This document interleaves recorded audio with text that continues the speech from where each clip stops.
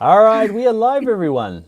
Hi, everyone. Welcome to the live stream. We're going to kind of hang out here for like 30 seconds to a minute so the live stream can keep up and kick in, because sometimes we talk and we just start halfway through. I feel like that's long enough. Hi, everyone. My name is Dan Scott. Welcome to the Bring Your Own Laptop Challenges After Party. Woohoo! So, Dan Scott, kind of lead course creator at Bring Your Own Laptop. With me tonight, which way you are over there, is Mary Finley. She is our connection maker, our head of community at Bring Your Laptop. And over there, yep, you're over there. You're over there, is Victoria Borrowdale. She is our UX alchemist here to help. We're gonna go through our after party for the design challenges. You want to take it away, Mary? Yes, thank you, Dan. Hey, everybody, how's it going? If you were here last time, welcome back. If you're new, hello, what's up? As Dan mentioned, we're here for our challenge after party. So, if you might be wondering what are BYOL challenges, these are regular events that we do every month or so that give you an opportunity to put your design skills to work. So, they're not competitions, they're not about winning, they're really just about practicing, leveling up, and getting better. So, we had a really fantastic showing this past month. Our March Design Challenge was all about UI UX design. Keeping with the sort of theme of spring, we challenged you all to redesign your favorite app, and not the whole app, but a couple different screens and components of it. And so we're going to spend today kind of like going through the submissions, checking out the work, and just really celebrating all the great work you all put out there. And before we dive into that, to give you kind of lay of the land today, as I said, we'll go through those projects. You'll hear directly from Vic and Dan, who have that UI UX experience. Then we're going to save some time to answer your questions. So feel free throughout the chat or throughout the live stream today, drop them in the chat. Our team's going to be looking out for those. So definitely put those in there, and we'll get to those at the end. And then Dan has got some exciting updates, some things that are coming to BYOL in the next few weeks and months, and he'll share that with us. And then we'll wrap it up from there. So to kick things off, we just wanted to start with some serious shout outs to all of our participants this month. We're not going to get it. Woo, yes. We're not going to get a chance to go through every single project, but we did just want to take a moment to acknowledge all of the hard, amazing design work that went into these. So quick shout out to Manuel, William, Tyler, Gabrielle, Wojciech, Dimmitri, Lena, Alina, Christina, and John. Again, a ton, all you're seeing here is a quick screen grab, but a ton of work went into these projects, and we're super impressed with all that you guys created this past month. So that being said, let's go ahead and dive into some of our submissions. We're ready to roll. I will start by turning it over to Dan. All right. Welcome everybody. And like we're only going to get cover a couple of them. And man, it was a big project, and the submissions were amazing. So yeah. My first one is John Carney's one. Some of you might know John. He's a TA here at Bring Your Laptop. He started as a student like everybody, and he's kind of slowly become part of the Bring Your Laptop family. So it was amazing because he did the UX UI one before he was part of Bring a Laptop, and it's amazing to see his development. But for his one here, if you kind of just do a quick scroll through, Mary, what I really liked about John's one was like a lot of it. What happens often in these kind of design challenges, you kind of do something that looks good, but a lot of the UX part of it is kind of some of the big things that we should be practicing. So John took a big step back and looked at this as a really good UX design project, and looked at persona and really explained himself. If you have a look through his challenge, it's amazing the detail he went into to explain to me where he's at. And it's the stuff that I love to see in portfolios, because sometimes it's like, here's a showy thing. Okay, I love to see all this little backstory. That's why I wanted to shout out John's one. So have a good read of this one if you're new to UX. He's new as well, but just have a look at the detail. He didn't get to a finished design, and that's another good point I want to point out, is that sometimes UX design isn't just redesigning the logo, adding colors, and moving everything around. Often your job as a UX designer ends up being taking an existing brand and taking like a user like path and having to kind of really get your heart and soul into the pathway, less of that we get to pick new fonts and colors, which is the fun bit, okay? But a lot of UX design ends up being a little bit more in the trenches doing stuff like this. And this is a really good example. The user flow, there's a persona in there, and he's used the existing brand assets that Vic mainly has designed. I've designed bits in the past and kind of taken those and then kind of built his project out for that. And it's just really good. Got anything, Vic? Because you must see a lot of your design here. Interesting to see somebody else take your design. Do we have to go get John? No, I like the idea of us having an app. I think it might come to that or something really similar. As the community grows, we're going to have an easy way to keep in touch. I think we're only going to get bigger and bigger. We've added a little bit of community to the sort of student areas on the site for members only, and that's been taking off, and we've got some exciting stuff coming up very soon for that. So who knows, we might be heading in this direction. And you're right about what you say, like UX sometimes isn't what you can see on the front. Like sometimes a lot of the work is the consideration, for the users, what's going on behind the scenes. Sometimes we've made changes to bring your own laptop and there's been a lot of work, but very little you can actually see on the front end. And so, yeah, it's not always those flashy dribble shots. So to see John go through like the thought process about finding a real need and how to fix that, how to solve that problem. It's a real like deep dive into UX, which, maybe this brief, we kind of like try to keep it light, but John's took the initiative to, go that one step further, which is really commendable. Yeah, nice work, John. Sweet. Let's move right on along. This is one I'm going to turn over to Vic to chat about. This is Tyler's project. Yeah. So Tyler also took the initiative to come up with something like brand new as well. She mentions in her notes that she found redesigning an existing app a bit intimidating. So she actually took to Chat GPT, the AI software, which I encourage everyone to go play with. The team here at Bring Your Laptop have been having a good play with it. It's really like good and scary fun. She used it to like come up with personas and the brief and a lot of the stuff like behind what she was going to design around. But the reason I picked this project was because she'd done a lot of thought into what would go into the app, what would be useful and what would be fun and what isn't already on the market for pet owners. It's an app that helps you keep track of your pet's needs and all their medical stuff like health checks and other things that it might need. But there's also like a bit of a TripAdvisor element to it where you can like figure out where all the pet friendly hotels and sort of attractions are. And I just think we definitely need something like this. And the user interface is just so beautiful as well and presented really well that I thought this is, portfolio ready. I did have a few like suggestions for Tyler. One is, keeping an eye on accessibility, like color contrast. Just like, even though this is really beautiful, some might struggle to read the white on the light colors. So we had a little chat about that in the project area. And yeah, I've encouraged her to just keep going with it. And, she's mentioned that she might want to do user testing, which I think would be brilliant at this stage. Yeah, I just think it's an excellent challenge submission. Like, well done, Tyler.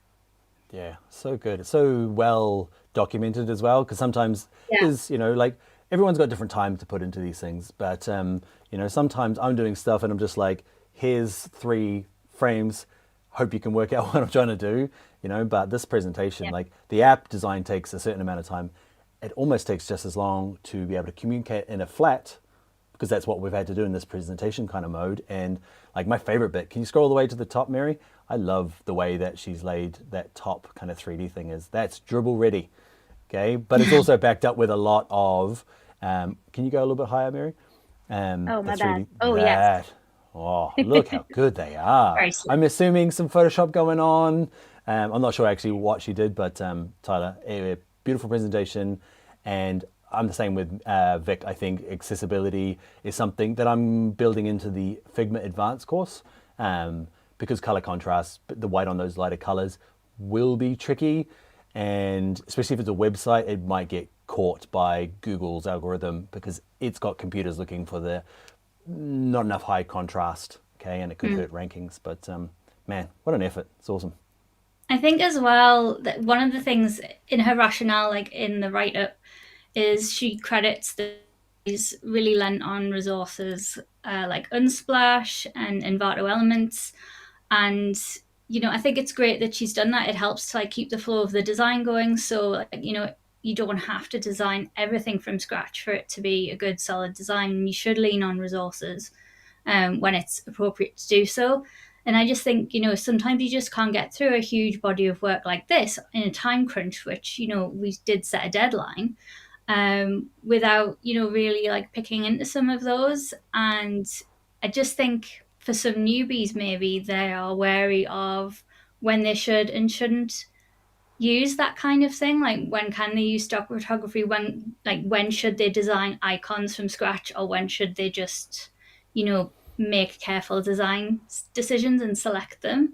Like, what would you say to that, Dan? Like, how do you Yeah. know when's right?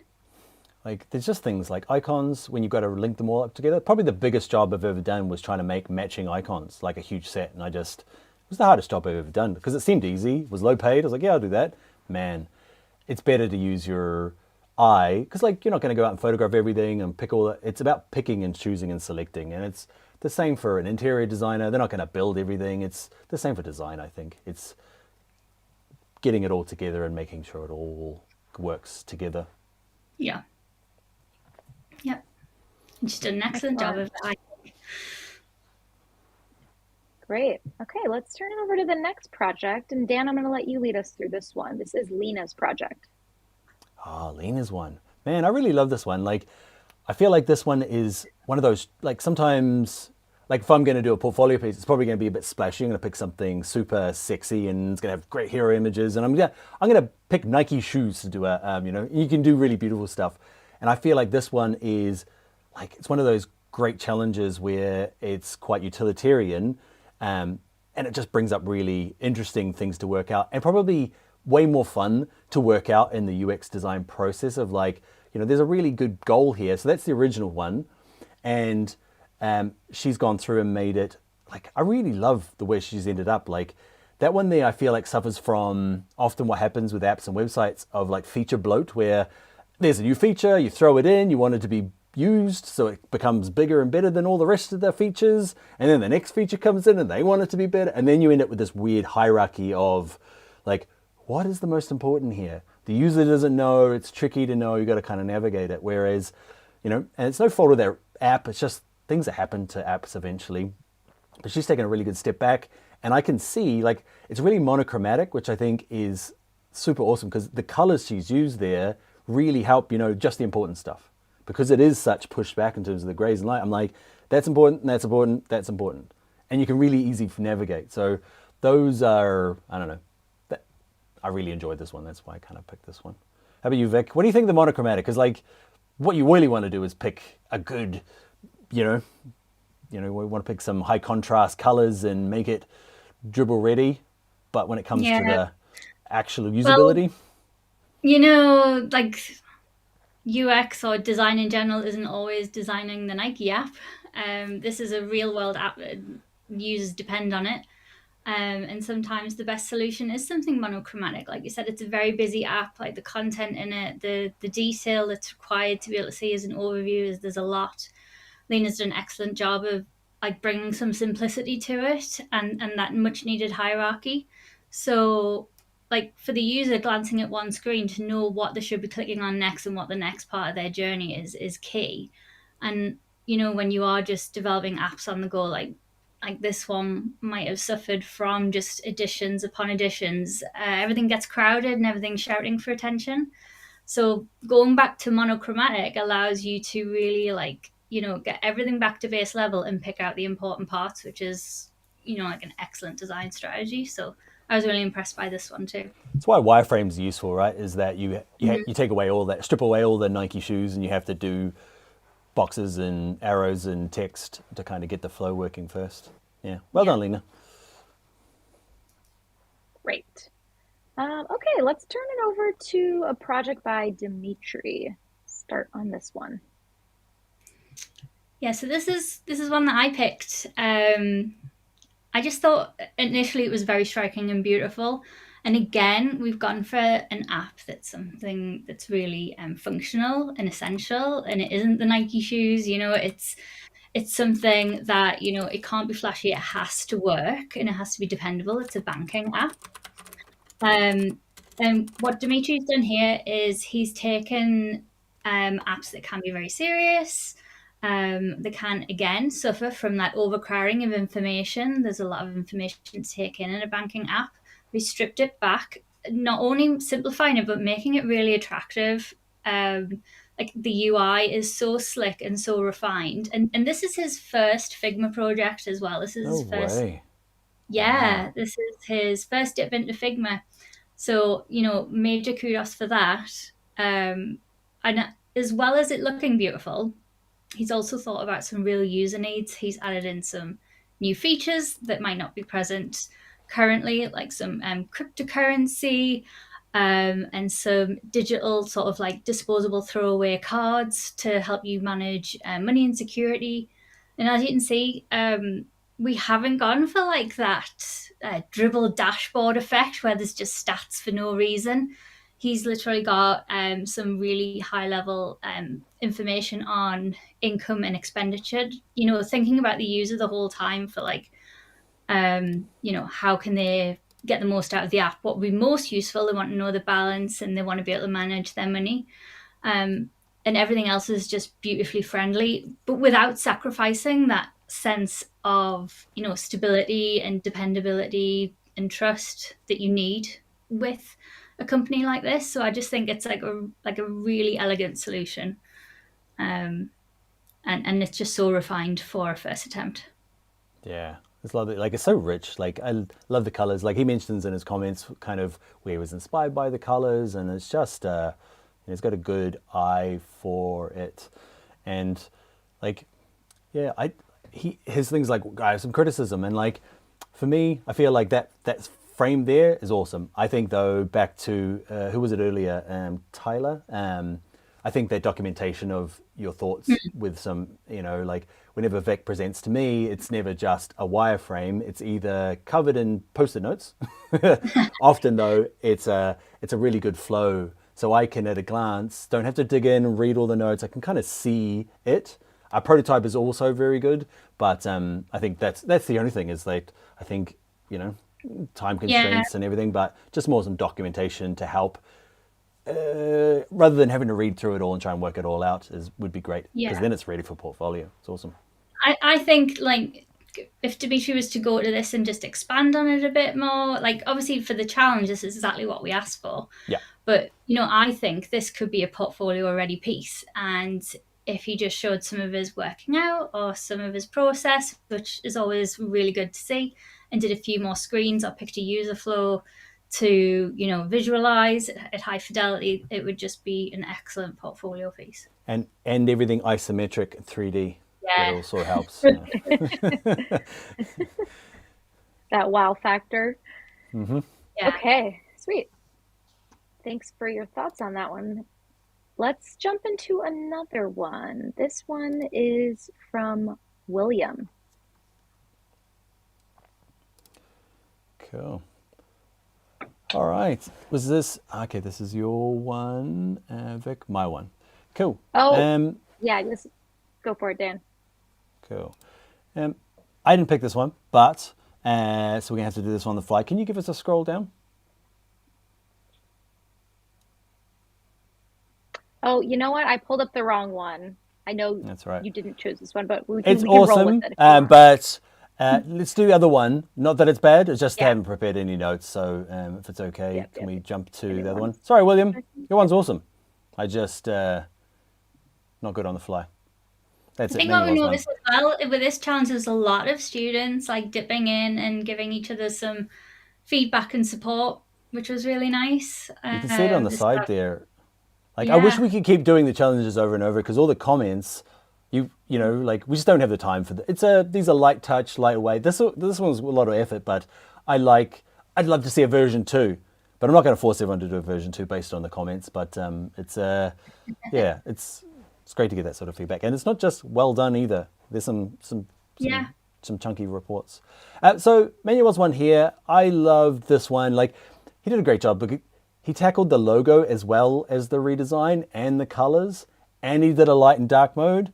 Okay, he's ready to get this one out for a portfolio, and we've said it a few times, portfolio ready, which is, I'd like to take all the credit for my courses, but you know, like, people are putting a lot of time and effort into these.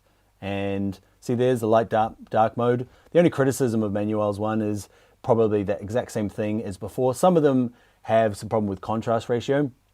And where I'd take this one, because if you keep scrolling, it's really complete. It's a really complete project. And people ask about portfolios, and I think what would make this the perfect portfolio is to then identify and work out the accessibility with color contrast. Some of the whites on the colors, so some of the whites on the new colors aren't going to be enough of a contrast. They only have to move slightly, but I think taking that as a project and then actually putting that into your portfolio, not just showing the end one, but showing the feedback, the user testing, going through accessibility, learning about it, and this is where you ended up. That's what I want to see as an employer. I don't want to see just, it's hard to know where people get these designs from. I want to see your thought process and go, all right, this is what happened, this is what I did about it. Because that's when you get hired to bring a laptop to be the UX designer, I want to see that. I want to know that you can do it. That's what I want to do. So just a good all-round project, and good work, Manuel. And well done on chipping in for comments on other people's ones as well, Manuel. What you'll find is you have to, by giving comments to other people, you end up becoming a way better designer than just making work. You end up having to critique other people's work, justify what you're saying, and it gives you language often, you know, because you end up having to figure out what you want to say, so that when you are at the job interview or pitching to a client, you have got way more language than the person who has only done the Figma course and hasn't contributed back to other people. That's my spiel. How about you, Vic? What do you think of Manuel's? I agree. There's nothing that I like more than seeing all the workings out and the journey and the thought process, because, you know, it's design, not art, and there always is a very much a process behind it. Not to say there's not a process behind art, but often design is like a logical, methodical, working out problems, coming up with solutions, hitting roadblocks, hitting like sort of potholes and things, and having to like overcome them. Because like you said, I really love the light theme, that like pink purple, but no way is it gonna like pass any usability tests. However, I love it nonetheless, and I think it's excellent as a concept. And don't be afraid to include the off the ball options and concepts, because it might not be that you can actually have that one in reality, but maybe you can have a taste of it, a pared back version, or include a little hint of it. You know, it's kind of like we put the doom and gloom on things where we're like, oh, this isn't good for real world. But does it always have to be in your portfolio? Why not show a range, like work through it, show the cool stuff, and then arrive at like the real world solution? You want to showcase your creativity as well, and you know that I see that in these color options. You can see a lot of love for the project as well, I think, when you can see, you know, that he's gone to this depth of creating options and getting into doing the logo. And then towards the end, he has made little avatars of us all on the team. Let's see the avatar. He gave me a big old hairdo, so he gets extra points for the hairdo. Where he goes. Look at me down the bottom with all my hair on the top. Woohoo! That was me when I was like 24. But that's the Bring a Laptop team. It looks like us. Well done. Illustration. So it's not all of it. There's a couple missing. you could say you're any of them. All right. Except the one at the bottom. Cool. And John. Well, I think we have time to do one more project submission review. Again, we couldn't cover all of them. There are so many amazing projects, but let's pop over and do one more before we turn it over to questions. So this is Gabriella's project. Yeah, this is one that I picked. I thought Gabriella done like a really excellent job at something very ambitious. She chose to redesign Notion. I don't know if you guys have used Notion before. And the thing about Notion is it's a very intense, very extensive app, and it's very like the original look of it is very like database driven, very text, lots of emojis, but it's very much a database. And she's managed to take something that is so intense and create like something that's just more inviting. And I'm pretty sure what some of the comments have said the same at the side, that Notion is known for being the way it looks, but this is so much more inviting. And just that it is that much more user focused as well. Like we've seen with some of the other submissions, our students have done really well at picking out, what would be useful for the user, what should we focus on each screen. So instead of it being overwhelmed, they've like got rid of that overwhelm and brought focus and made things more sort of user friendly. So I just thought it was a really ambitious move to tackle this, and she's done a hell of a lot of screens as well. So she was clearly like got into it and was enjoying the process. And I think we could have seen more like written rationale for it, but I think it's clear to see that she's been thinking about the user journey. There's like login screens and like different options panels. Like she's gone into a great depth of it, and I just think it was a really ambitious submission for the challenges. Yeah, it's like I want to see the actual app version of it. What we should have done is ask people to submit the link in there. So if you are watching Gabriella, it'd be great, post the comment in there of the actual link, make it shareable, because I'd love to see it on a phone, because like there is a lot going in there. And I think probably one of the one things we will find is some of the icons down there, you can see it on the screen there in the bottom right, they are probably too close together. So I think just testing on your phone will kind of help allow some of those things to breathe. Like the bottom navigation, perfect, lovely, breezy. And like I haven't used Notion before, so I didn't realize how like databasey it was. So it's nice that everything is kind of light and separated. And but yeah, I think some of those touch points need to be kind of like opened up, and some of the text is probably a smidgy bit small. But yeah, without the documentation, that's what's probably tricky to kind of go through and get really good notes on it. It's cool, I love it, great design. For some reason, I'm in love with the curves. That kind of transition between the two. It's, lovely with the drop shadow, but I think just testing on a phone, and you'll find instantly my big giant finger won't tap them. And again, as well, if it's via apps, they don't test very well, but you get bad reviews. But I think if it's a website mobile version, there is robots out there testing touch spacings. So that's the only other thing, Gabriella, but it's awesome. Love it. So there is like some documentation online where you can go and find like best practices for what size certain types of like menus or navigation buttons should be, and you can use that as a guide. But yeah, like going off some user testing, which would definitely be the next step in this project, you would soon realize like where you need to make those adjustments. What I thought was so amazing about this is just the idea of I'm going to redesign Notion, and like where do you start in a project like that when there's just so much information that you've now got to find a home for in your design? Like how would you, Dan, set off on a project like that where you're redesigning something so detailed? Yeah, it's kind of like basically you have to sit down with the client and work out what the priority, like what are our three main pathways? What's the big things we have to do? And then what's the next best three? And then you can't have another three.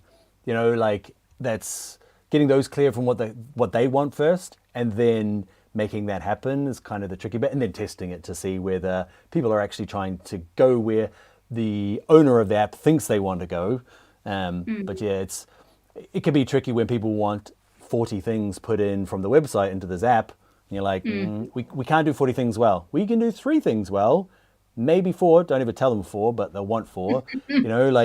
And then you can do 3 other things okay, but everything else is going to be a hassle. And like, so really get clear on those sorts of things and then work that way. And I think with the testing, I think with this one here especially, icons are going to have to be really key if there's lots of information, because the text under the icons are too small to be super useful. So probably spending loads of time getting really clear, either with color or icons, on which the different categories in. I feel like you might have to go, this area is always green because you're doing this function. It's the green flow. Or, you know, like it needs some way of separating it up if it's super dense and heavy. To be honest, I haven't done anything, from what it sounds like, this dense. Everything that I do is quite, hasn't had this much depth. I've done lots of websites like it, but when it gets down to app, it becomes even harder. How about you? Yeah. How would you tackle it? When somebody says, here's a giant app that you need to make with a zillion ways of using it. I can remember having to tackle like giant website projects, and often the really badly organized ones. And sometimes the first task is just mapping it out, like going back to very basics and just doing not even a wireframe, like a sitemap. So you'd have a sitemap for the app, and maybe moving stuff, maybe like there'd be such a big phase and just getting the information ordered. And that's before you start diving into the fun stuff like choosing colors and icons and styling and fonts and all the rest. Sometimes the big UX task is, where do we put all the information? What makes sense? What's going to be easiest to find? What do the users need to find first? Like you say, what are the key user flows, like the key functions? So sometimes you spend a lot of time in that like boring phase, but it's not boring. It's where the big thinking comes from. And when you've got that solid, then you know that anything you're designing is to your plan. So I'd spend a lot of time in Miro with sticky notes and dragging them around and finding homes for everything first. Yeah, that is such a good point for everybody that's new for UX. Like me as a designer, as a UX designer, if you hired me, 80% of my value comes from all that stuff that happens beforehand, because I can kind of manage that project, I can work with the client, I can push back and say, we can't do everything, let's do this. Whereas a new designer will have just as good as design skills as me, like picking fonts and colors. Like there's some amazing stuff who are new for it. And I'm like, damn it, they're as good as I am and they're just getting started. But where we're different is that beginning stuff. Like Vic said, the flowchart is, all that stuff is where my value as a UX designer comes from, not the pretty prototype. I can do that stuff, but we all know we can do my Figma course and get pretty close to it.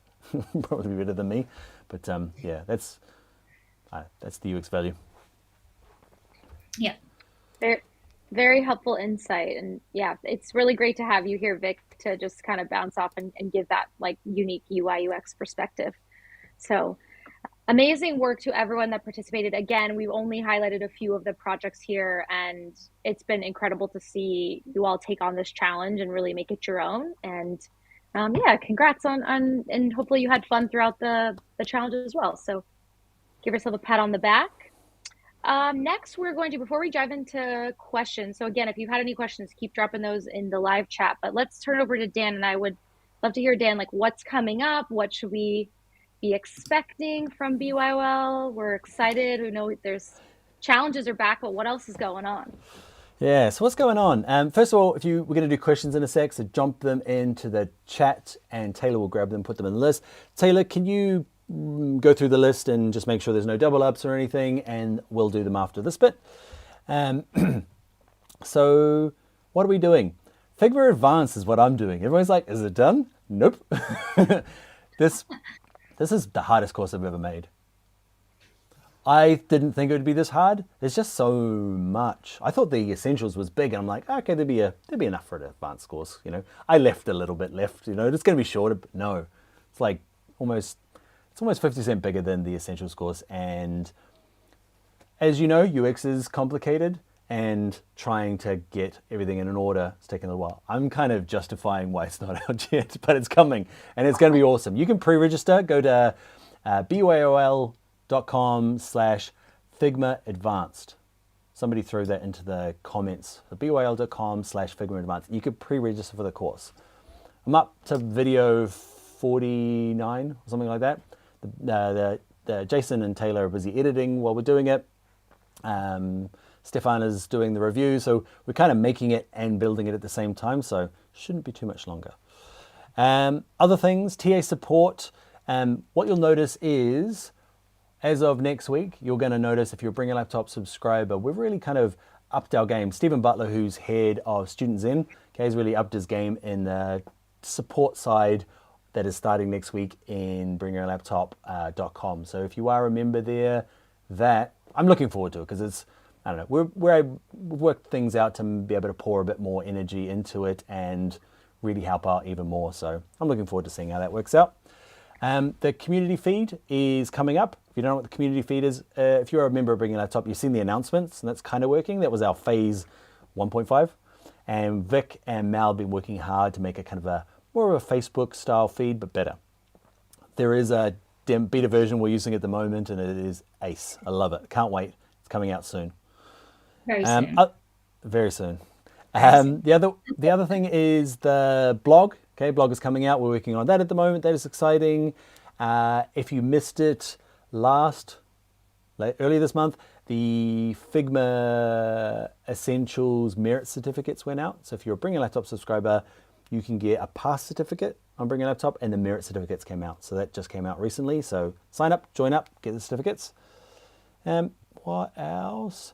We've got plans to look at just starting to help people get Adobe certified in Bring a Laptop, kind of support that process to get an Adobe certificate as well as the Bring a Laptop certificate. So that's in the early stages, but for the people here for the live stream, you get the sneak peek. Don't tell anyone.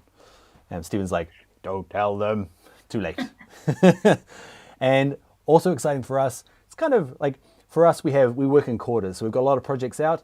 I'm excited because next week we have a hui, which is our meeting together where we plan out what we're going to do for the next quarter for Bring Your Laptop. So it's always an exciting time for us as a business because we get to like throw our ideas in the pot of like from what you guys have suggested, what we want to do. We pick a few to go and tackle for the month. So it's all very exciting next month. We get to pick some new projects to get our teeth into. Yeah, that's it for the updates. We'll do Q&A. Can you see them, Mary? I wasn't even sure. Can you see the questions and answers? On YouTube, no, I cannot. No, the live stream notes, the one that Taylor writes in. That's Yes, right. I'll read them out. Would you like to read out the first question? I got it. Yeah, I got it. I've got it. Surprise! Okay, great. You're going to be reading them out. Surprise! I'm reading the questions. I got it. Cool. First question. Let's go with a question from Shiraz Sid. How much research is too much research for UX design? How much research is too much research? You don't need a lot to get started. Like the best part is making a prototype, a wireframe, and getting in the hands of users. That's the most important bit. Whatever you need to do to make that first one is probably enough. And it depends on the budget as well. Like if you're working for a large company, there'll be a lot more done in UX, and it probably won't even be your job. Okay, as a UX designer, you might enjoy that side of it, you might go that side, but it can be a different job. For me, how much research needs to happen? It depends on the job. But basically, my kind of task is I want to make a wireframe and get it in the hands of users real quick. What do I need to do to make that happen? And sometimes it's a big project, sometimes it's a small project. How about you, Vic? I think that when you're starting out learning, like into the arena of UX and UI, a lot of the resources online, a lot of courses and stuff will really play up the research big time. And you're right, like in some cases that is an entire job in itself.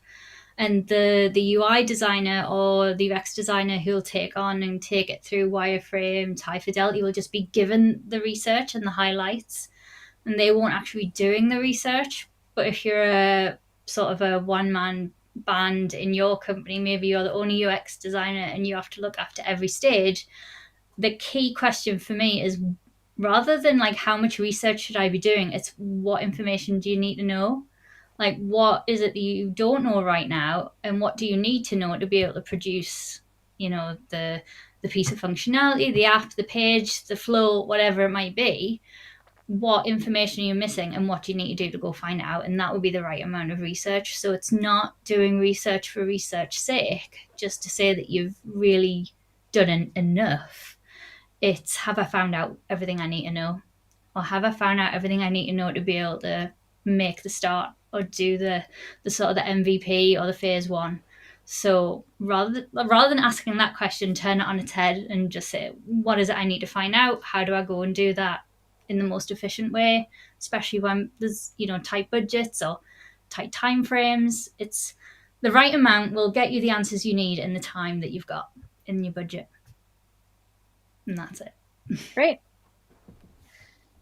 Okay, great. So question from Tyler about portfolios and when you present a portfolio. Do you all have some kind of general guidelines on how much or what information should be shared or not, should be included or not included? That they're hearing a lot of conflicting things about portfolios. I'll go first. Like, the thing to know is that there's no real right answer. I give people advice mainly on people getting started. If you're more advanced, there's different kind of levels, and there's no real right way. But I feel like if you're new, you need a kind of a minimum of 3 jobs, and it needs to be like, don't just throw in everything into your portfolio. If you want to look for a UX job, the UX design work should be at front and center. You can have other stuff, sure, but I was looking at somebody's portfolio the other day, and they're more in the illustration and they want to get into UX, but the whole website, I opened it up, and if I was the hirer, I would have gone Illustrator, nothing about UX, go. I wouldn't dig around, don't. So you might have to have 2 portfolios if you want illustration work and UX work. And then you want the best work. If you've got 5 best pieces, put them on in. If you've only got 2, you probably need to go out and do a self-directed project to show that you haven't just done one job in your life. There's a lot more to that, but I don't know. You want to throw some stuff in, Vic? Yeah, I think there's something to be said for, I know if you're setting up a generic online portfolio that, it's not for a specific purpose, you're maybe not applying for a job right now, you're just setting up your portfolio, that's fine. You should be putting your best work forward. Whatever you have, upwards, like 3 and onwards of projects. But if you have an employer in mind or a type of company you want to work for in mind, and you've done your research and what they're about, what kind of clients they have, what industries they work in, and also if you were to have a role with them, what you would be doing, would you be doing the research, or would you be more just focused on UI? Would it be in a big team, a small team? Figure that out and tailor the portfolio to match it. Just like the Illustrator scenario, you don't want them to see all this great work but it's not applicable.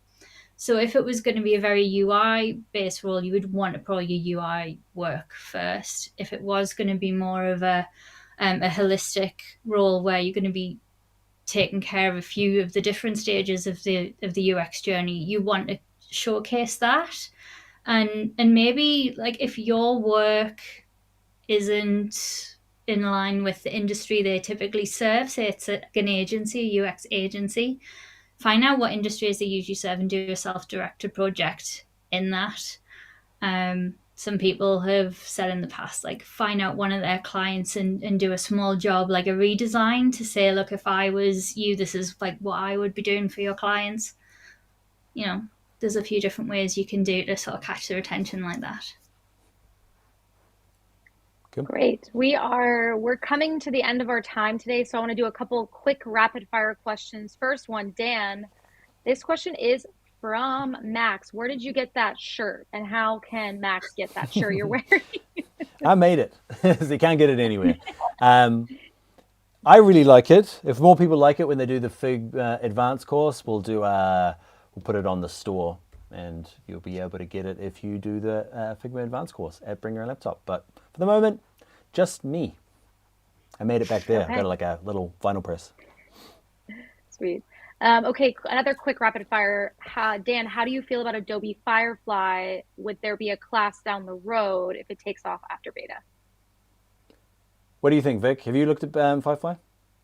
I haven't, but I'm guessing if it's popular, we will make a course. And I don't know if you have to. It is a freaking amazing. I'm on the beta list, but I haven't got it yet. I've watched other people's betas. And if you're not sure what it is, Firefly is AI. And you've seen stuff online, and we've played around with it as a business at Bring Your Laptop, and we've made some quite ugly, like it's never as good as the things, but Firefly, Adobe have done something magic in there, because I've watched other people use it and just stuff comes out. Am I worried as a designer is the question, and probably not. It's just making images. Other people make images, computer can make the images. That's not for me as a designer. It's, you know, it's building components to this larger process. But of course I'll do a course on it if it takes off. Yeah, maybe just a mini course. I'd like to do a mini course series of some of the products that I'm never going to get to make a big course. I'd like to do maybe some mini courses, and Firefly I think would be perfect for it. If you haven't, go and have a look at Adobe Firefly. Oh man, it is scary good. Sweet. Let's finish with one more question and we got to wrap up today. Do you all have any suggestions for places to get good mock-up templates? For me, I end up making mine. We also use Envato Elements that's where I mainly get most of my Envato Elements, because we have a subscription to that. It's reasonably cheap and they have good stuff on there. How about you, Vic?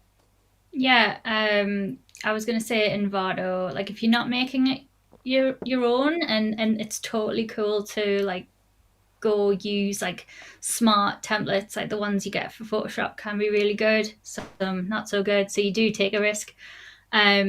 I think Design Cuts and Creative Market have them as well. So sometimes you can find some higher quality ones in different pockets around the internet. The key is to find someone who's making good ones, and you've downloaded one and you think, yeah, this is good, this is high quality. Because I've had some in the past that haven't been so great. So you do have to do a bit of digging around. So sometimes it's worth just making your own. I do that sometimes. I'm like, okay, I'm just going to use that After Effects template, download, start adjusting it. My God, half an hour later, still adjusting it, trying to work out. I'm just going to make this. Yeah. So, but then there's sometimes where it's like some of those Photoshop mockups are just done too pretty, and you're like, wow. I'm gonna use that. Leaning on someone else's skills might be in Photoshop. Well, go use it and showcase your excellent UI work. I wouldn't stress too much about it, as long as you're genuine about which is your original creative work. And they will be hiring you for what's the real content that's in your portfolio, the real thinking, the real design work, not how you've presented it, even though that is like the slick gloss to it. So, yeah. Great advice. Thank you both so much. That's going to wrap us up for today. So thank you again to everyone who participated in this challenge. Again, if you haven't, go check out the projects, leave people comments, add things in there. We're always checking them out periodically. And stay tuned for our next challenge coming very soon. Thanks for hosting, Mary. Goodbye, Victoria. And if you do want to check out the challenges, it is bringyourlaptop.com/challenges. That may or may not work. But go to bringyourlaptop.com, you'll see it at the top. It is for subscribers only. Come join us. Thanks, team. Bye. All right. Bye, everyone. I'm going to have to stop this. You wait there, guys. Android.